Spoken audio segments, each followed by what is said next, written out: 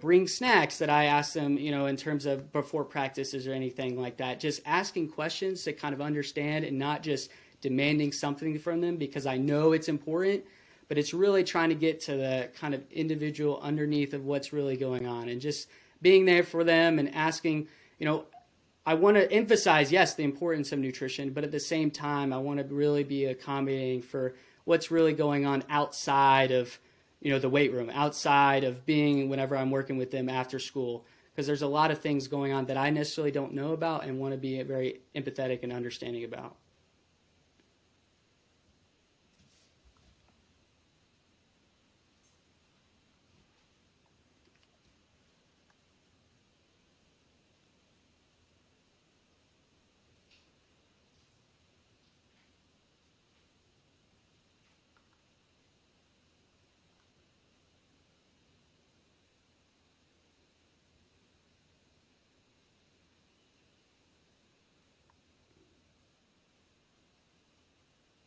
Right, right, right, right, right,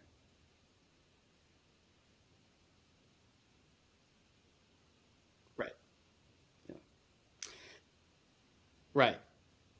Yeah. No, that's a great question. And I think one of the biggest components, very similar to having a structure in terms of like an annual plan or how strength conditioning, have a specific system of when they're bringing up athletes in terms of going from, when they're freshmen all the way to senior. What are you trying to instill? What are you trying to accomplish with those athletes?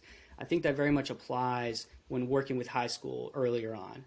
So, for example, one of the biggest things I'm really having to hammer right now, and which is, I think, essential but can be overutilized, is really education. But not just education, but seeing the value of nutrition. Because one of the, I think, the underlying, I think, thoughts or ways of thinking I think a lot of the athletes have is just not clearly understanding the difference between like fueling for performance and just general health and wellness. They love lifting weights, they love maxing out, but they kind of fall prone to what I call the energy demand fallacy. They think they can go hours without eating, they think they will perform just as well, and they don't need to make these crucial changes in their eating habits. They don't think that this is extremely important. They've been told their whole lives by the coaches, you need to eat more, you need to hydrate, but it's really helping them understand the why, really helping them educate the value of nutrition. So it takes time. I think it takes a lot of effort, but that's really the component of them starting to change their attitude about nutrition, which once they have a different attitude, once they see its significance, that's where they start to incorporate behavioral change, which leads to a physical change. That's kind of the structure I think I have with working with different athletes. Some of them go a lot more quicker. Some of them take a little bit more time and effort. And I've been able to, through working with them for a while, starting to hone in on who those athletes are.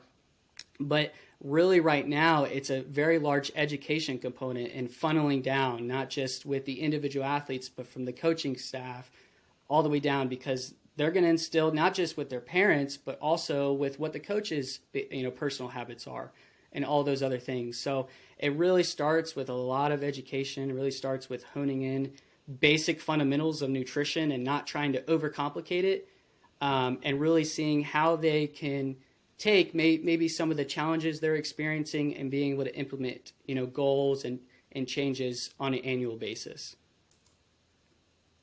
So when you start thinking about programming and goals and all that stuff, do you work with a psychologist? No, not right now. No. So really it's focused on nutrition. I'd say for the biggest component is, just like eating habits wise. I think if it were to ever come down to, there being a tendency or starting to notice some type of eating disorders, I can refer them out.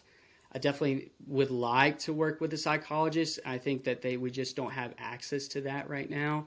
I think it's extremely valuable And especially for a lot of the athletes at the high school level, just, really I can see it taking a toll on them a lot of the times in terms of, lack of self-confidence. And a lot of those other components I think are important to athletic performance, but we are currently not working with any right now, but really see the value of it and would love to.